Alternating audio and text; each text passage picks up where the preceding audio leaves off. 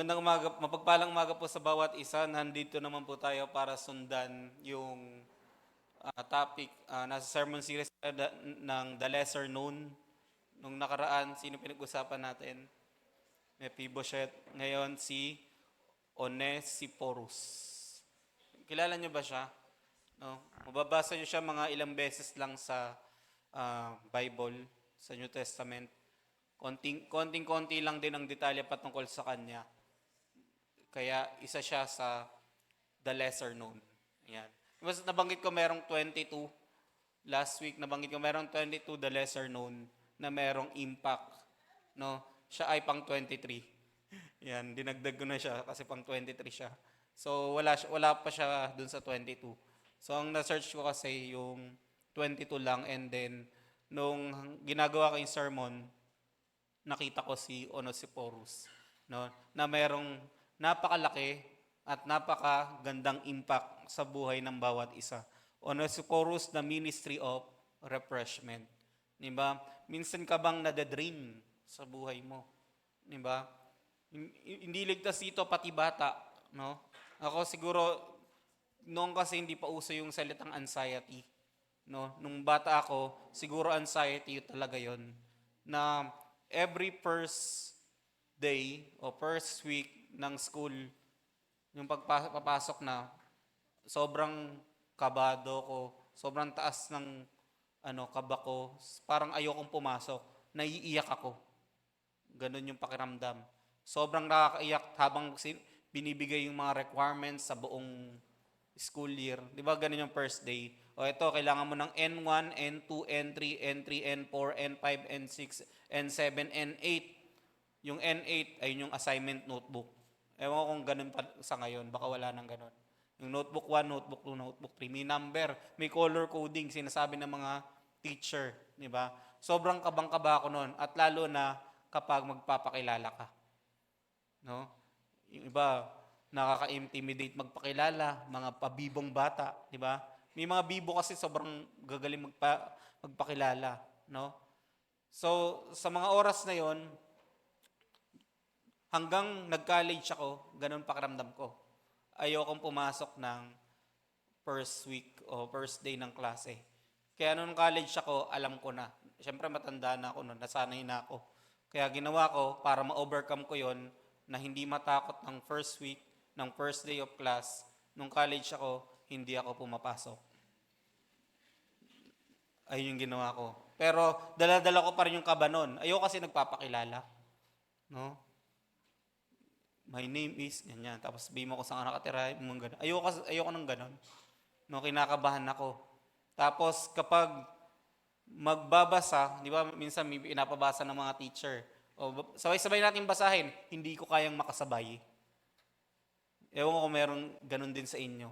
No? So, ewan ko anong meron, pero kapag pinapabasa ako, at pag pinapabasa kami sabay-sabay, binubuo ko lang yung bibig ko, hindi ko kayang sumabay sa kanila.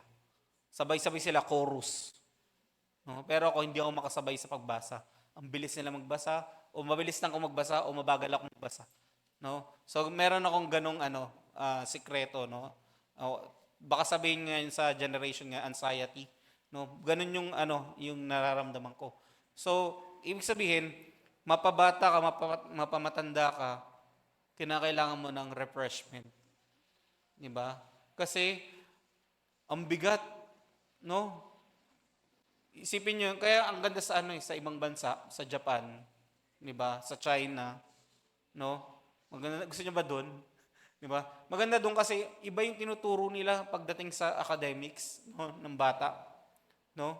More on yung tungkol sa gawaing bahay. Hindi kagaya sa atin, pero puro pressure, 'di ba? Grade 1 ka pa lang, ang dami mo ng requirements. Tapos, kinasabaduhan, pupunta ka pang school kasama yung parents mo kasi pabonggahan na ng design sa loob ng classroom. Ganun pag-uusapan na nila yon para sa kapakanan ng ano ba nangyayari sa PTA, 'di ba? Pag nag-aral si Josh, malalaman ko. Kasi 'di ba, yearly, laging may bagong electric fan sa homeroom, 'di ba? Laging may bagong, 'di ba? Hindi ko alam kung ano nangyari after ng school year, nasira na ba 'yon? Kasi paulit-ulit, 'di ba?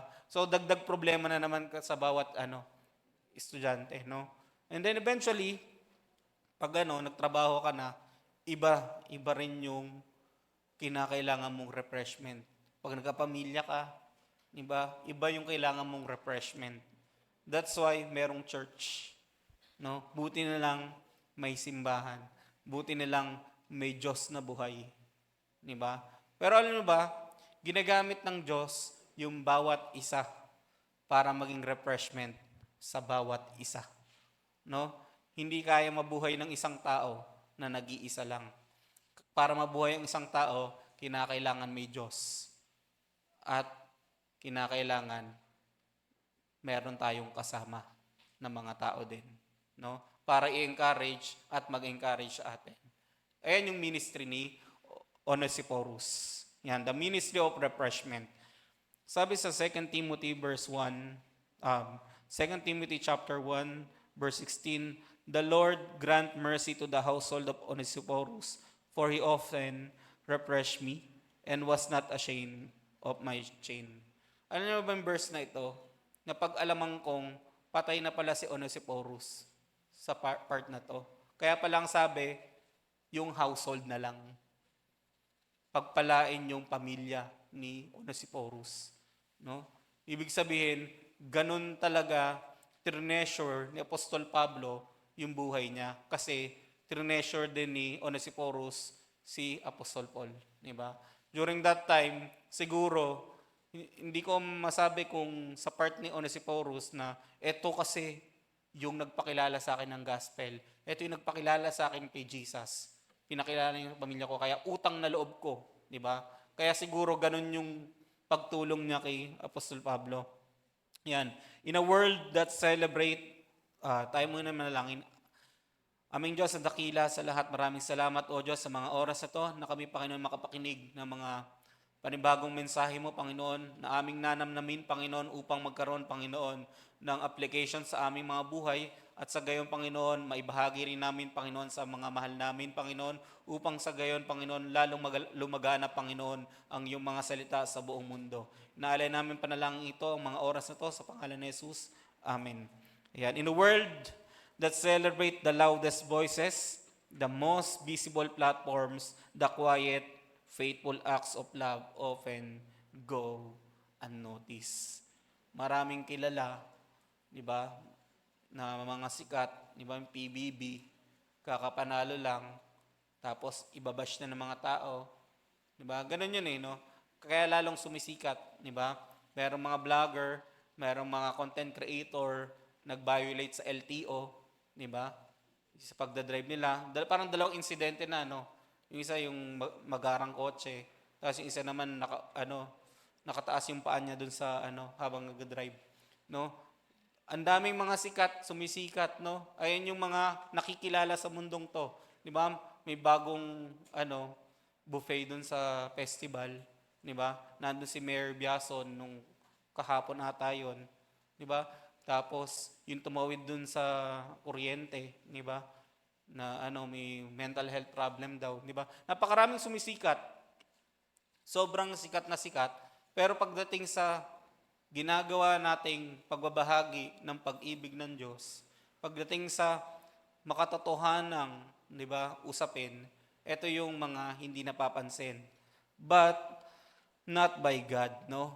Pag yung mga ginagawa nating para sa Panginoon, nanonotice yan ni Lord.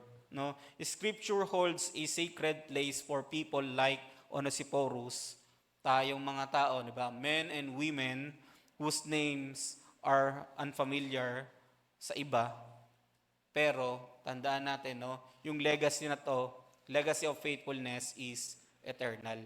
Ibig sabihin, kagaya ng Onesiphorus, hindi man siya kilala, hindi man siya masyadong kapansin-pansin, iilang verse lang makikita natin siya, pero di ba, yung yung legacy niya ng faithfulness niya ay pangwalang hanggan, di ba? Kapansin-pansin. While others fled from Paul during his imprisonment, Onesiphorus remained. Di ba? Nanatili siya. Yung iba, tinakbuhan si Apostol Pablo. Di ba? Natakot. Kasi during that time, takot na takot ang mga tao. Lalo pagdating sa pinapangaral yung salita ng Diyos o yung Christianity. Takot na takot sila, di ba? Kaya pag natag ka doon, magtago ka na. Kaya yung iba, tumakas na nung nahuli na si Apostle Paul. Si Onesiphorus, his ministry wasn't about status, it was about service. His calling wasn't public recognition, it was personal refreshment. Sabihin nyo nga, personal refreshment. This message is for the silent servant, the behind-the-scenes encouragers, and the burden bearers. No, nasan ka dun? Diba? Minsan ba sa buhay mo, nasabi mo, ay hindi pa ako nakakahawak ng instrumento sa church. Hindi pa ako naging mga awit kahit backup. Hindi pa ako nakahawak ng tambourine. Nakaupo lang ako, nakikinig ng mensahe. No? Minsan ba sa buhay mo, iniisip mo, parang wala akong ministry. Di ba? Parang wala akong visible na ministry. Alam nyo ba, napakaraming silent servants, di ba? Yung behind the scene encouragers and the burden bearers. Napakarami niyan. Ayan yung mga importanteng ministry kasi part yan ng ministry of refreshment. No? Nang dahil sa'yo, nananatili ako. Sabihin nyo nga sa katabi nyo, nang dahil sa'yo, nananatili ako. Dahil merong ministry of refreshment. Yan. Kaya praise God, dahil meron tayong mga ganyang mga ministry. Hindi mo lang napapansin, ministry pala yan. Akala mo paupo-upo ka lang dyan. Akala mo sinasamahan mo lang magsimba yung mga kasama mo. Pero hindi mo alam, napakalaking impact mo sa paglago niya sa ministry.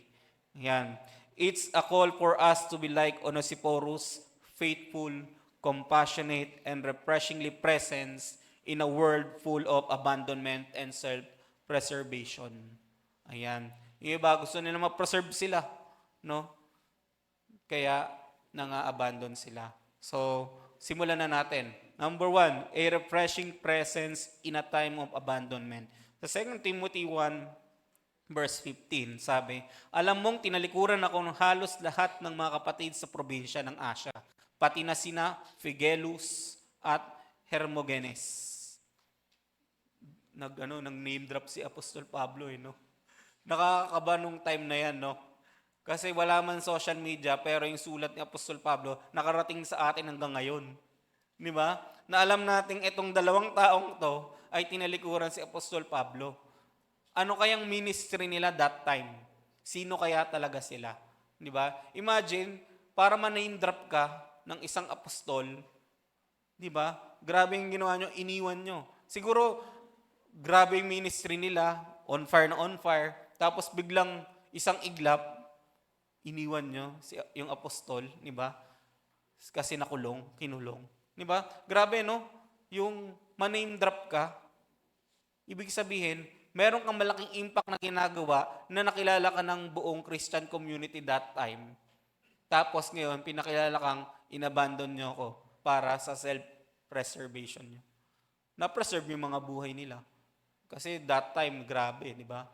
Nagtatago talaga, no? While others turned their backs, Onesiphorus turned toward Paul in a season where abandonment was the norm.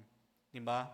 He chose faithfulness. He was a refreshing presence in a time of loneliness and discouragement.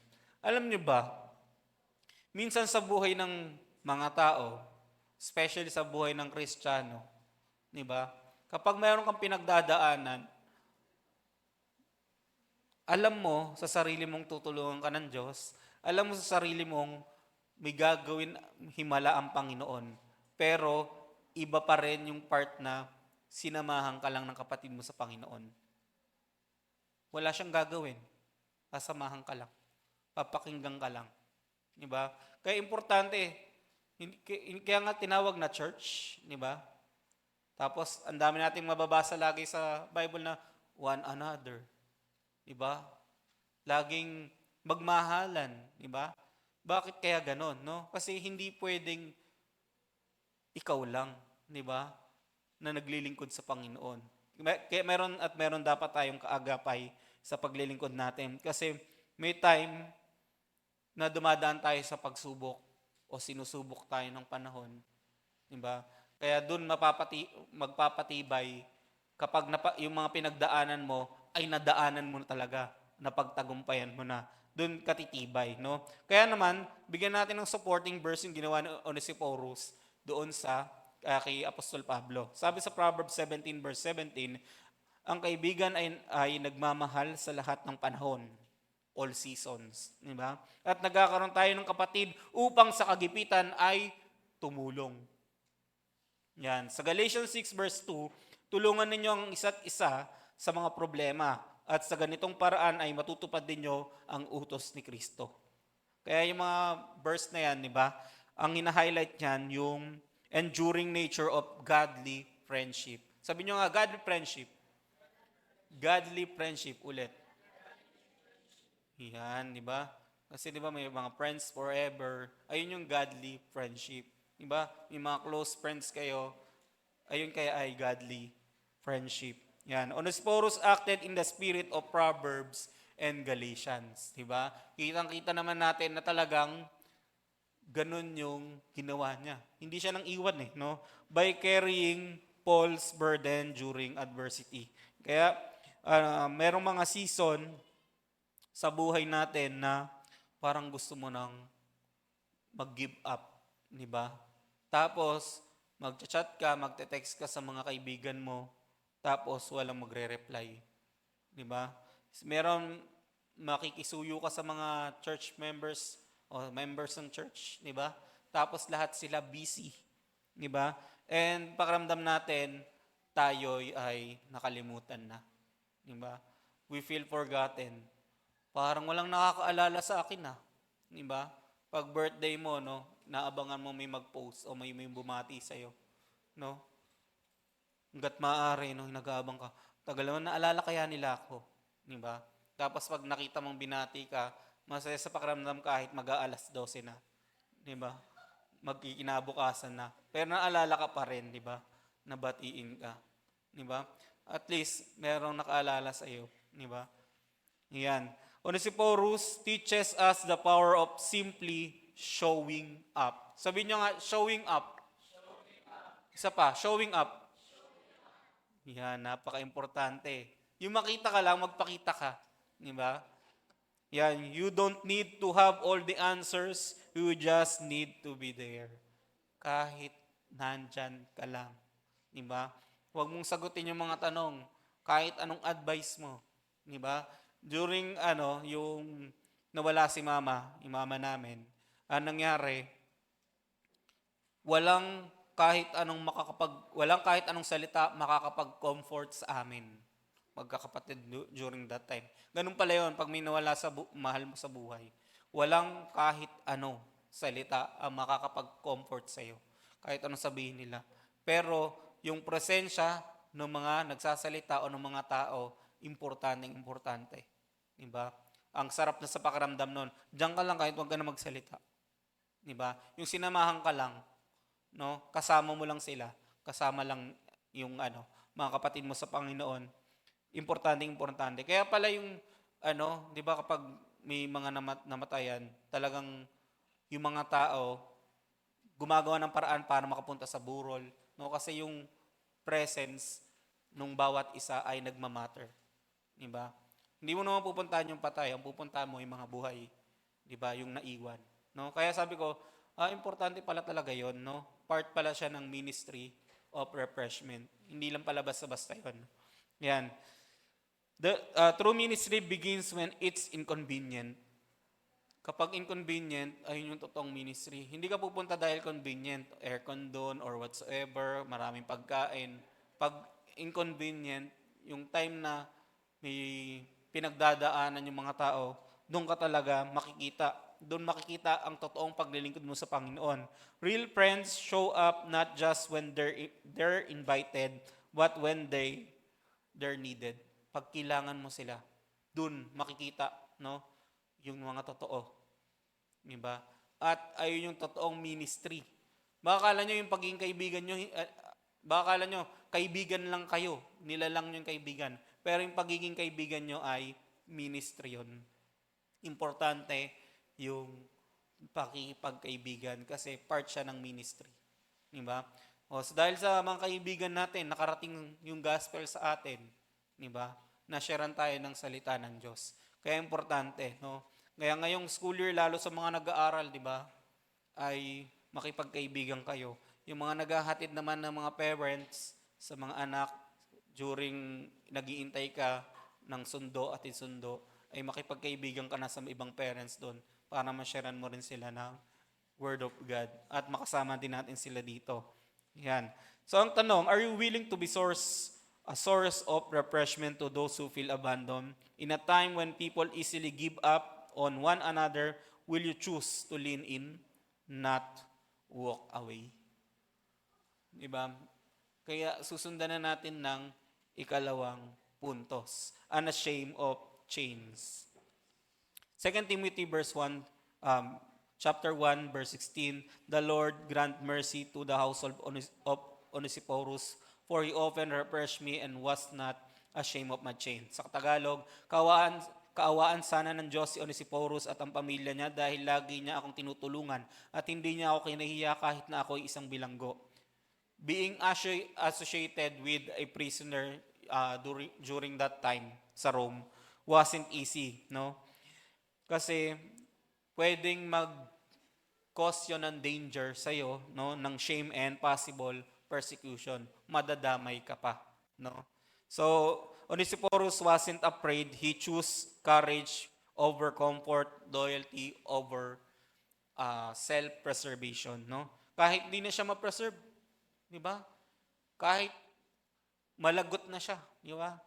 Kahit mapahamak na siya, basta hindi niya papabayaan, no? Kagaya ng isang sundalo, 'di ba, pag nagkakaroon ng gera, may nakitang sugatan yung mga sundalo, ang ginagawa nila, babalikan pa nila, no?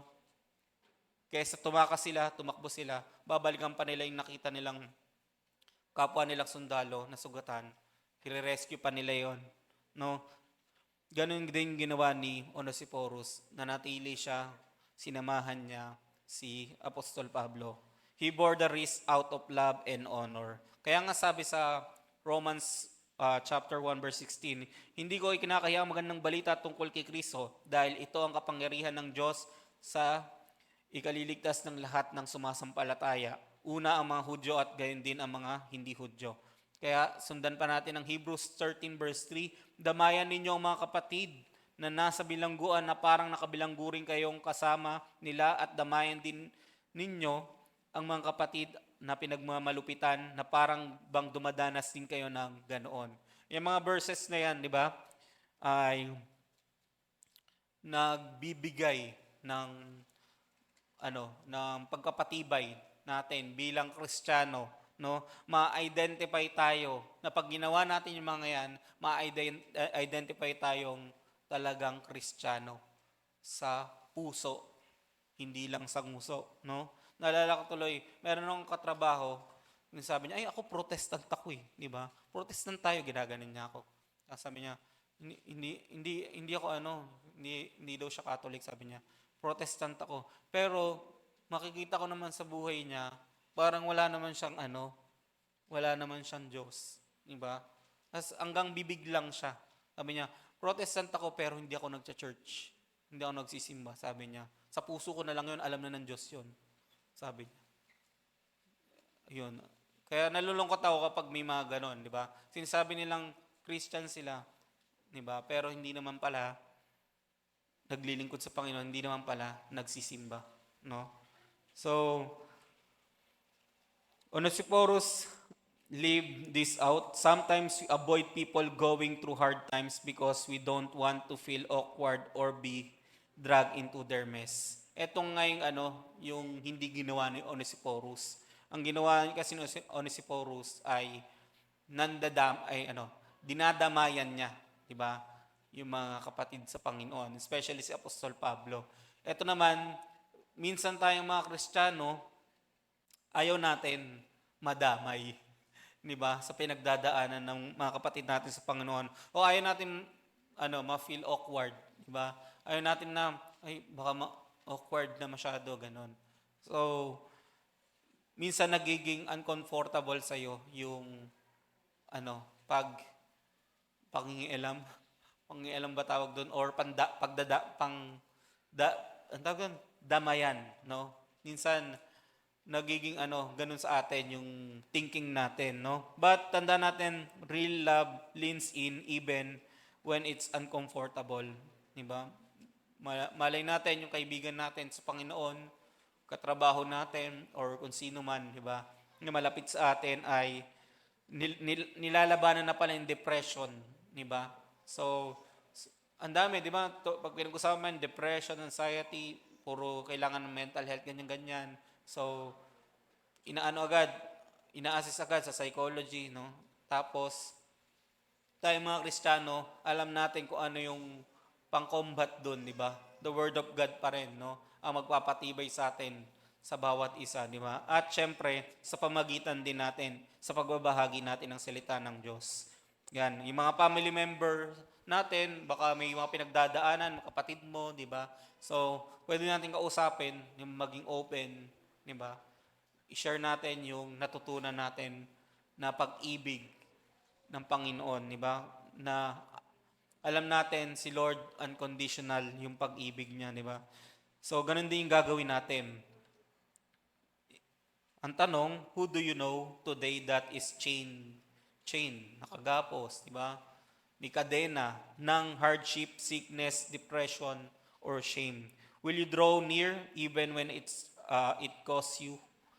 The measure of loyalty is not proven in comfort but in crisis. Will you stand beside someone the world has left behind? Diba? Kaya mo ba?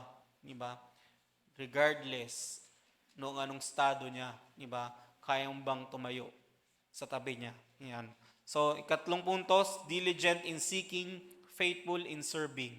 Sabi niyo nga, diligent in seeking, faithful in serving. Ayan, makikita natin yan sa 2 Timothy chapter 1, verse 17. Sa katunayan, nang dumating siya sa Roma, sinikap niya akong hanapin hanggang sa matagpuan niya ako.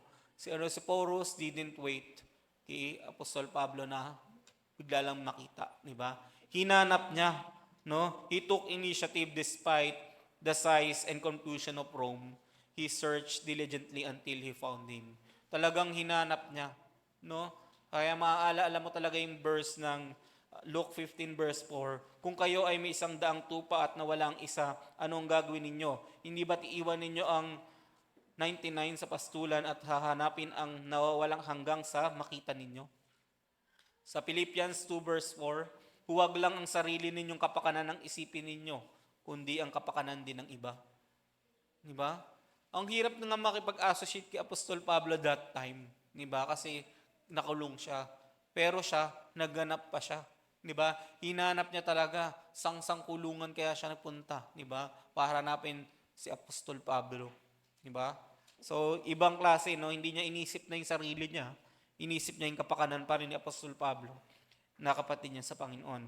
Kaya mga scripture na yan ay nagtuturo sa atin na yung pag-ibig goes out of its way to pursue. Di ba? So, Onesiphorus practice this kind of intentional, sacrificial love. Sabihin nyo nga, intentional, sacrificial love. Yan. Alam nyo ba bakit pinapaulit-ulit?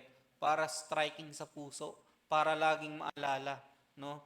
Kasi sa teaching methodology, although preaching to, iba naman yung teaching, pero importante na pinapaulit yung mga salitang yan, yung mga pinapaulit ko kasi mas maaalala mo pag ganun.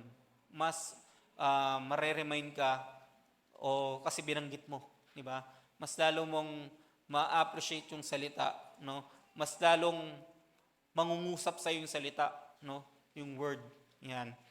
So, think of yung mga kapatid natin sa Panginoon, no, na missing ngayon dito. Yung dating katabi mo, di ba? O yung mga friends mo na dapat nandito sila, di ba? So, isipin nyo sila, no? For a while. Tapos, yung mga kaibigan nating biglang nanahimik. Di ba? Nagulat ka, ang jolly-jolly, tapos biglang nanahimik. Tapos yung lagi mong chine-check na kapitbahay mo na matanda, di ba? Siguro naman lahat may kapitbahay na matanda, no? Araw-araw mo siya nakita nagwawalis. Tapos isang iglap, bigla na nang hindi nagwawalis. May ganun kaming kapitbahay, naglilinis. Sa bakuran nila, ganun. Sa harap ng bahay namin. Basta sobrang sipag niya. Nag-harvest siya ng mga saging, ng mangga, ganun. Tapos isang iglap, nawala siya. No? Nagtaka kami, no? Bakit hindi na namin siya nakikita sa CCTV, no? Wala wala siyang sobrang sipag niya, no? Yung pala nagkaroon siya ng sakit, no? Tapos pag lumabas ka ng bahay, babatiin ka niya, no? Ganun yung kaya yung mga taong yon, no? Yung mga ganong klaseng tao, yung mga nakakasalumuhan natin sa pang-araw-araw, meron ba tayong compassion, no, para sa kanila na magkaroon din silang kaligtasan, na mabahagian din natin sila ng salita ng Diyos. Yan. Seeking out the lost, the lonely, and the overlooked is what Jesus modeled. At ayun yung ginawa ni Onesiphorus. Diba? Pinakita ni Jesus, diba, na dapat ganun yung gagawin natin. Diba? I-reach out natin sila. People who are hurting often won't cry out. True servant of Christ, go looking for them. Diba? Tayong mga Kristiyano, humayo na tayo, diba? Puntahan natin. Tayo na magsipag tayo sa paghayo. Hanapin natin sila. Kaya ang tanong, who is waiting for you to notice them? Baka meron, no, naghintay. Kailan kaya ako mapapansin nito? Gusto ko rin mag-attend sa church nila. Nakikita ko lang mga post niya. Diba? Baka may mga ganong moments na kailangan mo lang pala pansinin yung mga friends mo sa Facebook, diba? Yung mga kapitbahay, i-invite sila. Who needs a visit, a call, a prayer, or a word of encouragement?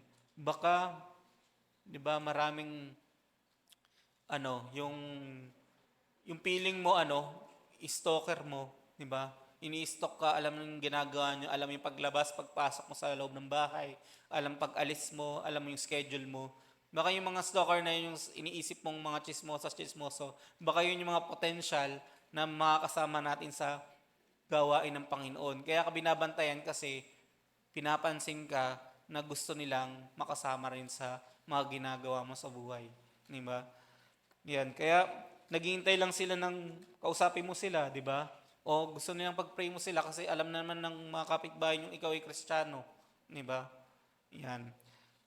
Will you step outside your comfort zone to seek out someone who feels forgotten? Yan ang tanong, di ba? Ika-apat, a legacy of mercy and ministry. Kaya itong si Onesiphorus, ito yung iniwan niyang legacy, no? Yan. So sa 2 Timothy chapter 1 verse 18, at alam na alam mo kung paano niya ako tinulungan nung nasa Efeso ako. Kawaan nawa siya ng Panginoon sa araw ng paghuhukom. Yan. Judgment day na yung prayer ni Paul kay Onesiphorus. Kasi nga napag-alaman ko, alamin nyo rin, napatay na siya during that time, no? Kaya ayun na lang yung prayer ni Apostle Paul. Si Onesiphorus wasn't a one-time encourager. Kasi ang hirap naman kung Apostol Pablo niya lang gagawin yun. Di ba? Ibig sabihin, ginagawa niya sa lahat ng kapatid niya sa Panginoon yon. Kasi pinamuhay niya, ginawa niyang lifestyle yon, no? Lifestyle of ministry.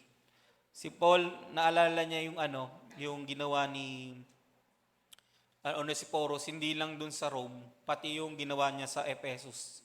Di ba? Naalala ni Apostol Pablo. Ibig sabihin, hindi lang one time na hinanap lang siya sa Rome, no? Pati nung nasa Ephesus, diba, ay naalala niya yung mga ginawa niya. Ibig sabihin, lifestyle talaga. No? Kaya gawin din nating lifestyle nang marinig natin ito. Matthew 25 verse 21. Sumagot ang amo niya, magaling, isa kang mabuti at tapat na alipin, at dahil naging matapat ka sa kaunting ipinagkatiwala sa iyo, ipapamahala ko sa iyo ang mas malaki pang halaga. Halika't makibahagi sa aking kaligayahan. Ang ganda na ito sa Tagalog. Halika't makibahagi sa aking kaligayahan. No? Sa Hebrews 6, verse 10, makatarungan ng Diyos at hindi niya magagawang kalimutan ang inyong mabubuting gawa at ang pagmamahal na ipinakita ninyo sa Kanya at patuloy na ipinapakita sa pamagitan ng pagtulong sa mga kapwang tinabanal ng Diyos. Yan, yung mga scripture na yan show us that faithfulness in service will be remembered and rewarded by God. Di ba? Lahat ng ginagawa nating paglilingkod sa Panginoon at paglilingkod sa mga pinabanal ng Diyos, di ba? O mga kapatid natin sa Panginoon ay aalalahanin at merong reward sa langit, no? Reward kay Lord. Huwag ka na maghanap ng reward dito sa lupa. Ibang klase kasi yung reward sa langit, di ba? Yung reward dito sa lupa, hanggang lupa lang yan. Pero yung reward sa langit, pang walang hanggan. Di ba? Si Onesiphorus leaves a legacy that heaven honors. Di ba? Yung mundo ngayon, sineselebrate yung mga headlines, yung mga nababasa natin sa balita. O, nag-ceasefire, di ba? O, ganyan.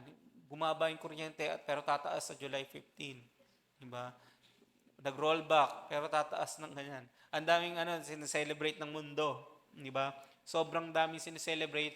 Nanalo si ganyan na ganon. Yung mga politician, yung mga yung tawag doon, pumaldo. Ano yung pumaldo? Yung mga natatawa, alam nila, yung mga nag-i-scatter, no? Ayan, no? Ang daming mag-ingat kayo sa mga sugal, ha? 'Di ba?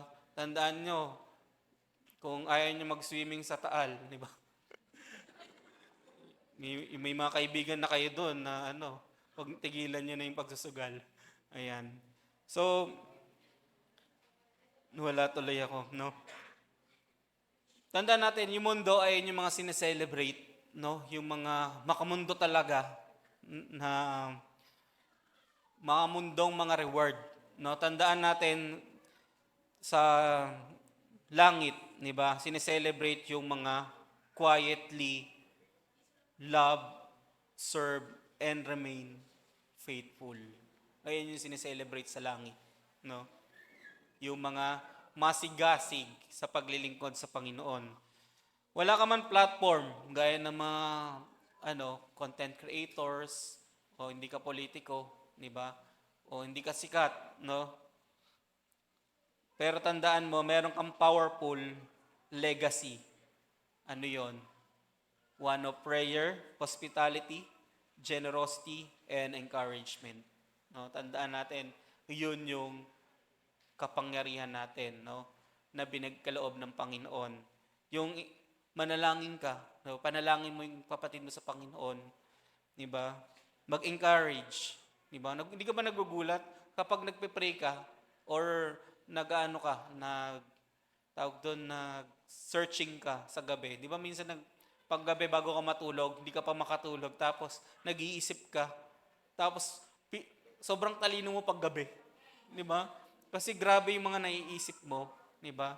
Tapos na-imagine mo yung sarili mong nagmi-minister, no? At isang part doon, naniniwala ako, hinihipo tayo ng Panginoon, ang bawat isa sa atin, sa tuwing nagre-reflect tayo, isang part sa pinapakita sa atin ng Panginoon ay yung pag-encourage natin sa mga mahal natin o mga kapatid natin sa Panginoon.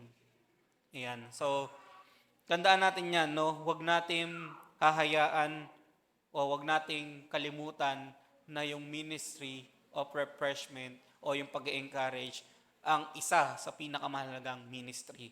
Hindi siya baliwala. Hindi baliwalang kaibigan ka, di ba? Hindi ka kaibigan lang, di ba?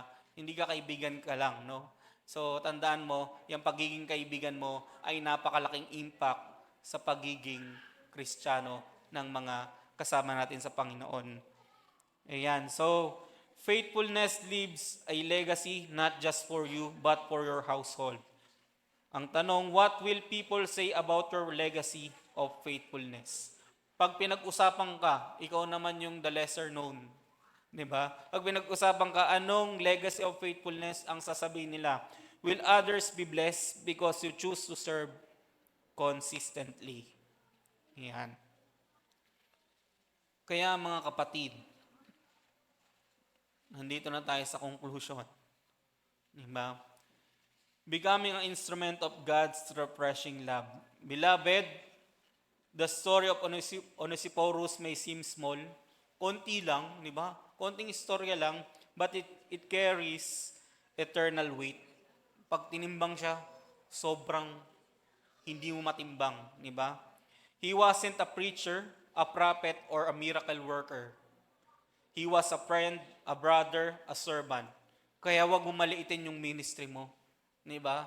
Kung iniisip mo wala kang ministry, eto kasi yung ministry mo. Di ba? At napakalaking ministry ito. Tandaan mo, he wasn't a preacher, a prophet, or a miracle worker. Di ba? Anong ministry niya? He was a friend, a brother, a servant. And that was enough to be recorded in the scripture and honored by Paul and by God. Today, the Lord is calling us not to be famous, but to be faithful. Hindi ka man kilala, di ba, ng sangkatauhan.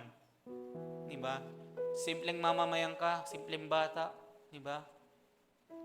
Maliit sa paningin ng ibang tao, but you can make a difference in one person's life. And that matters in the kingdom of God. Di ba? Sa kaharian ng Diyos, napaka-importante mo. Dahil naging importante ka sa kapatid mo sa Panginoon. Let me ask you, are you willing to live a life of quiet faithfulness even no one claps for you? Are you ready to be someone's Onesiphorus, to refresh the weary, encourage the burden, and stand beside the forgotten? Are you willing to let your heart be used by God to bring comfort, courage, and love? God is not looking for the most talented, He is looking for the most available. He is looking for hearts that beats with compassion, hands that are willing to serve, and lives that say, "Here I am, Lord, use me." Today, if your heart is stirring, if you feel that tug inside, that is the Holy Spirit inviting you to come. Come to Jesus, the ultimate refreshing one. He stood by us, no one else would. He bore our shame, He sought us out and found us. And now, He invites you to follow Him, to live like Him, and to love like Him. Sabihin natin tong lahat. Lord Jesus, here I am, use me, let me be a vessel of your refreshment, and in dry and a weary world. Amen. Ang pangalan ko ay spiritual and can only be understood and fully enjoyed by God's children. Kung nais mong magpalagi sa pangalan ko, kailangan mo unang ihalay yung buhay sa Panginoon sa Kristo. Upang lubusang makinabang sa pangalan ko, dapat mo munang tanggapin si Yesu Kristo bilang iyong Panginoon at sariling tagapagligtas sa pamamagitan ng panalangin ito. Lord Jesus, I come before you today with a broken and contrite heart, full of repentance. Please forgive me from all my sins. Today I surrender my life to you. I believe that Jesus is Lord